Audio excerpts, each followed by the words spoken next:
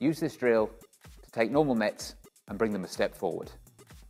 Normally with nets, you get people coming in and having a hit. Now we are going to try and improve on that by playing a little game that's very simple to keep track of, but also allows you to have your hit that you want to have. You set up nets as you normally would, but then you keep track of a few different things. The first things that you keep track of is whether someone's out or not. Now, out means someone is clearly out.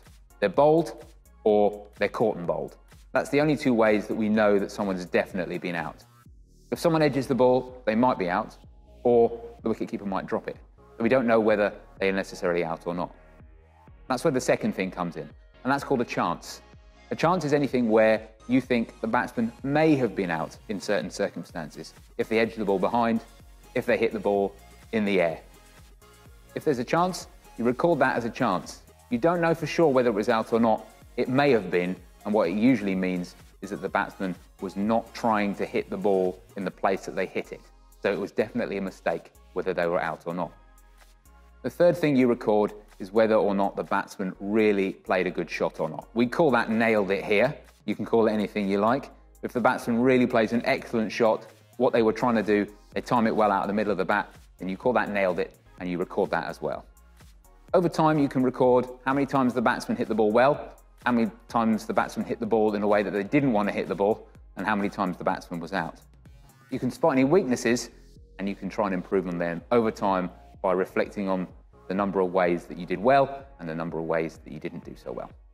There's a few variations on this basic drill as well. The obvious one is if you're trying to hit the ball in the air and the batsman says, I've whacked that for 4 or 6, and the bowler says, actually, I had a fielder there. In the original drill, you would just put that down as a chance. But if the batsman is trying to go for a shot, you can mark an area and say, this area here is okay for the batsman to hit the ball in the air.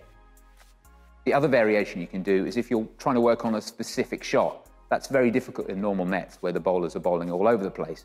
So you can mark that scoring area as an area that you want to hit the ball through. And every time you do that, you mark that as a nailed it, no matter how well you did it.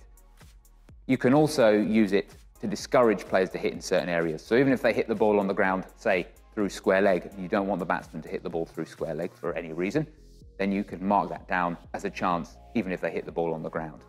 So this is a flexible drill, easy to put into action, and allows you to track over time the performance of batsmen and bowlers in every single situation.